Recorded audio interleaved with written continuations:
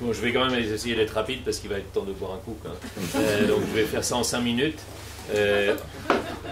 En commençant par dire que du point de vue de la démocratie et du point de vue de l'association, on est quand même dans la merde en ce moment. Et qu'il faut quand même s'en rendre compte, parce que je crois que c'est une véritable menace, et que quand on lit ce qui s'est écrit sur les années 30 et quand on voit comment la société de marché a conduit à l'autoritarisme et au fascisme, on peut se poser des questions sur la situation historique dans laquelle on est. Et donc à partir de ça, on a commencé à regarder la gouvernance, comment c'est apparu. Et la gouvernance, évidemment c'est un mot très ancien, mais la croissance exponentielle de la référence à la gouvernance est très située historiquement. Comme je vais à toute blinde, je vais dire que dans la période d'expansion des Trente Glorieuses, comme dans le reste du XXe siècle qui l'a précédé, on n'a parlé que de marché et d'État. Les associations n'existaient quasiment pas, même si elles existaient sur le terrain, elles n'existaient pas dans le débat économique et politique. Et puis il s'est passé quelque chose dans les années 60-70, c'est une effervescence associationniste nouvelle, en particulier autour de ce qu'on a appelé d'abord les nouveaux mouvements sociaux, j'en citerai deux mais il y en a bien d'autres, mouvements écologiques, mouvements féministes, qui ont posé des questions qui n'étaient pas posées dans l'idéologie du progrès typique des Trente Glorieuses. Donc il y a eu tout un ensemble d'apports qui ont montré que la conflictualité sociale ne se réduisait pas à la lutte de classe et qu'il y avait d'autres questions qui devaient être abordées pour approfondir la démocratie. Et ces nouveaux mouvements sociaux se sont un petit peu délités au fur et à mesure, mais ils n'ont pas disparu, ils se sont transformés en une multitude d'innovations, d'initiatives dans la société civile. Et je crois que ce qui est très intéressant, c'est de voir qu'il y a eu une véritable peur des autorités établies dans cette période. C'est-à-dire que véritablement, il y a eu la peur que, avec cette effervescence d'initiatives, il y ait une perte de contrôle, que la société devienne ingouvernable. Et c'est ça qu'a utilisé un courant de pensée qui a pris de l'importance à ce moment-là, qui existait depuis les années 30, mais qui était extrêmement marginal et qui a été reconnu dans les années 70, en particulier avec le prix Nobel d'économie de Hayek et de Friedman. C'est le monétarisme, qu'on a ensuite appelé plus largement le néolibéralisme. Et le néolibéralisme est un projet politique de remise en cause de deux éléments qui sont tout à fait structurants dans la société dont on venait. Premièrement, la souveraineté de l'État, et deuxièmement, l'ensemble d'un ensemble de structures que l'on pourrait qualifier d'associatives, mais qui englobent les syndicats, et qu'il y a eu à partir de ce moment-là une critique de la dérive de ce que représentait la démocratie illimitée. Je cite le texte d'Hayek. Ça a été repris par un certain nombre de gens. Je pense par exemple à, vous savez, le sociologue français qui ne fait pas de politique, Michel Crozier. Il a fait à ce moment-là un travail pour la trilatérale avec Fukuyama et un autre auteur sur le fait qu'effectivement on aboutissait à un danger de trop de démocratie. Et donc il fallait vraiment réagir par rapport à ce trop de démocratie. Et c'est ça qui a donné l'espace pour qu'il y ait cette mise en ordre économique qui a été proposée au travers du fait de redonner au principe concurrentiel la primauté dans la manière dont on gouverne la société. Et c'est à ce moment-là qu'apparaît, succédant au terme de gouvernement, qui était utilisé par les étatistes obsolètes, ce terme de gouvernance, qui va être associé très vite à la notion de bonne gouvernance avec le FMI et la Banque mondiale, et donc un certain nombre de principes qui vont être résumés, synthétisés dans le consensus de Washington, et on sait ce que c'est que le consensus de Washington: dérèglement, dérégulation, privatisation, et donc revenir sur l'excès d'intervention publique, mais revenir aussi sur l'excès d'intervention associative, ce qui ne veut pas dire qu'ils sont contre les associations, mais ils sont contre des associations qui prendraient la parole.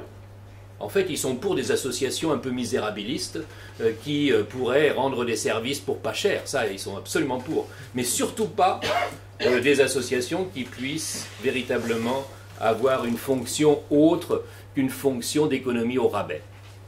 Et donc, la question qui se pose, je crois, c'est comment est-ce que l'on peut faire, c'est exactement ce que tu disais tout à l'heure, comment est-ce qu'on peut faire de cette notion qui est née dans un projet d'uniformisation, parce qu'en fait c'est ça le projet, c'est d'arriver à remettre en ordre la société autour d'un principe concurrentiel qui dominerait l'ensemble des rapports sociaux.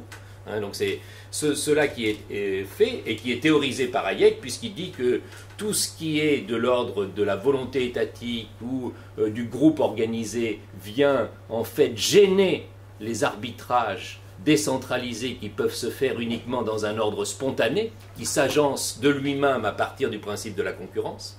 Donc on voit bien qu'on a deux modèles de société. Comment est-ce qu'on peut arriver à reprendre ce concept de gouvernance sur d'autres bases pour en faire, et là je reviens à ce qui était indiqué tout à l'heure, un appui pour justement maintenir la diversité. Parce que je crois que, et là, le débat sur le plan climatique, il est le même que le débat sur le plan social, c'est-à-dire que est-ce que nous allons vers un monde de plus en plus uniformisé, ou est-ce que nous avons dans un monde dans lequel l'appareil institutionnel permettra le maintien, la persistance et le renouvellement de la diversité. Et je pense que c'est ça les associations, ça a été bien dit tout à l'heure, c'est que si les associations deviennent des sortes de sous-services publics qui font ça pour moins cher et moins bien, ça n'a aucun intérêt.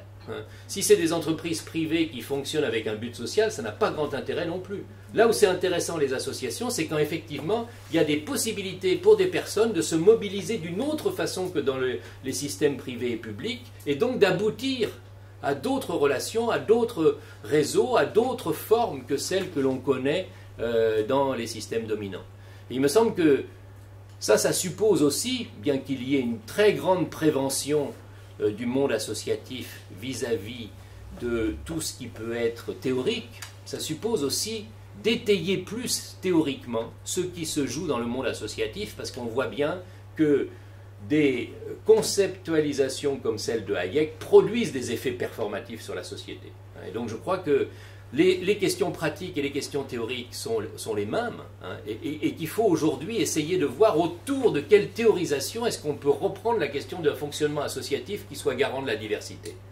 Et il me semble que, et c'est un peu la proposition qu'on fait dans le chapitre, il y a au moins trois apports très forts sur lesquels on peut s'appuyer véritablement.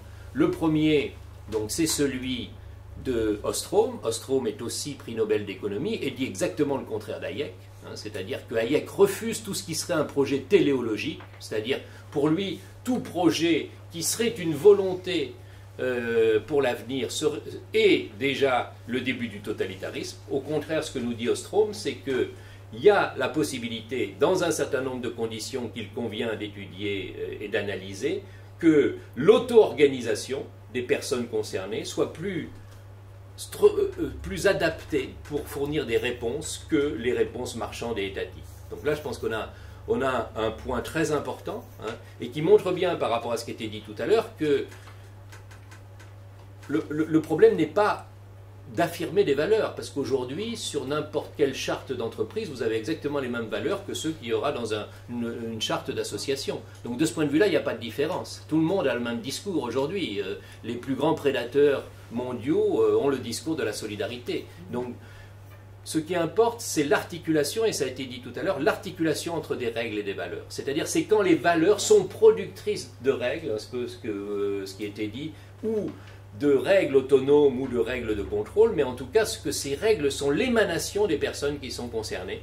Et je crois que ça, c'est un premier apport sur lequel on peut travailler. Le deuxième apport, c'est que, comme le disent un certain nombre d'auteurs, et en particulier Elster, le problème de toutes les approches de type néolibéral, c'est qu'elles confondent le marché et le forum.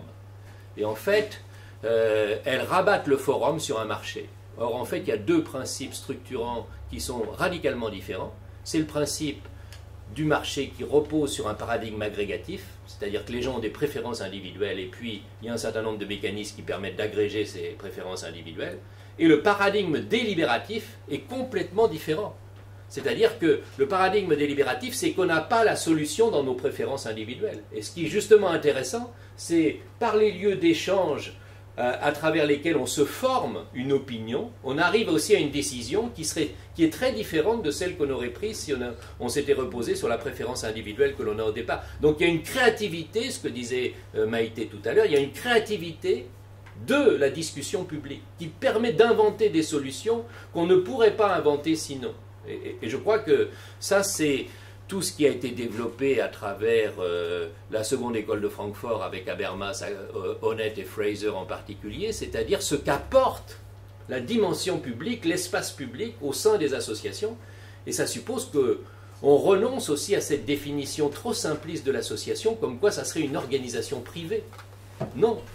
Une association, ça n'a de sens, et ça a été dit là aussi tout à l'heure, par, je crois, tout le monde à des degrés divers, ça n'a de sens que parce que ça a une portée publique, parce que ça a une dimension publique, parce que justement, les gens sont dans une structure délibérative, et finalement, comment est-ce qu'on peut, c'est aussi la question qui était posée tout à l'heure, comment est-ce qu'on peut accroître cette dimension délibérative, hein, on voit ça par exemple sur la question des usagers, loi de 2002 dont on parlait tout à l'heure. On fait tout un pataquès sur les CVS pour savoir qui est-ce qui pourrait dans les CVS représenter les usagers. On se retrouve avec une malheureuse personne qui représente 150 usagers très souvent. Mais c'est peut-être pas ça qui est important. Ce qui est peut-être important, c'est qu'à un niveau beaucoup plus modeste, beaucoup plus micro, des gens dans le quotidien puissent donner leur avis. Et peut-être qu'il faut arrêter de ne voir les questions de la gouvernance que à travers la représentation, mais voir quels sont les espaces délibératifs.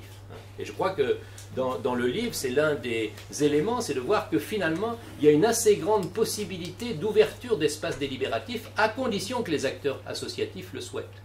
Et puis le troisième point qui me semble aussi pouvoir arrimer une conception de la gouvernance qui soit non uniformatrice, mais au contraire garante de la diversité, c'est de se baser, et là on est plutôt du côté de Polanyi, sur la diversité des principes économiques et la pluralité des principes économiques, c'est-à-dire sortir de cette illusion comme quoi l'économie c'est le marché, hein, et voir que l'économie c'est loin d'être seulement le marché, il y a aussi tout un ensemble d'autres principes, d'autres possibilités, et donc il s'agit pour les associations de ne pas aller dans cette recherche forcenée d'augmenter l'autofinancement marchand ou cette recherche forcenée de mécènes qui de toute façon ne sont pas là, hein, mais d'essayer de voir comment, dans une logique plus large, on peut réfléchir sur l'hybridation des ressources comme ça a été indiqué tout à l'heure.